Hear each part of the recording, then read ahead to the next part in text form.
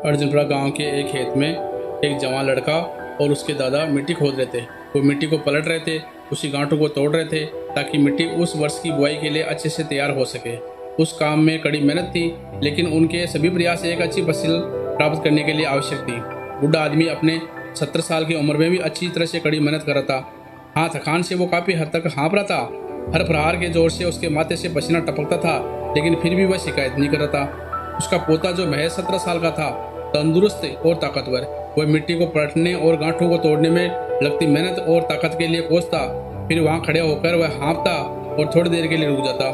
थोड़ा आराम करने के बाद एक बार फिर से काम शुरू करने से पहले शिकायत करता। थोड़ी देर बाद युवा पोता देखता है कि उसके दादाजी ने जितना काम कर जमीन को तैयार किया, वो खुद ने तैयार की हुई जमीन से बहुत ज़्यादा है। दादाजी, जब आप इतने बूढ़े हो फिर भी आपने मुझसे इतना अधिक काम कैसे किया? पोता अपने दादा से पूछता है। दादाजी ने उसे जो जवाब दिया उसकी उसे उम्मीद नहीं थी। जब हम किसी काम को मुश्किल मानते हैं और उसके बारे में ज़्यादा सोचते हैं तो सच में मुश्किल हो जाता है, और हम बिना सोचे जब उसे करते हैं और करते ही रहते हैं तो वो आसान हो जाता है। पोता थोड़ा अचंभित हो जाता है, इसलिए दादाजी अपनी बात जारी रखते हैं। जब हम अपना समय ये सोचने में बिताते हैं कि कोई काम कितना कठिन है और अभी कितना सारा बाकी है, तब हमारा मन बहाने बनाने लगता है। इन सभी चीज़ों के बारे में सोचना, अपने स्वयं के विचारों के बाउंडर में फंसना ही उस काम को हमारे लिए बहुत ज़्यादा कठिन बना देता है। इसलिए समझदारी इसी में है कि वास्तविक रूप में पहली बार में शारीरिक कार्य किया जाए।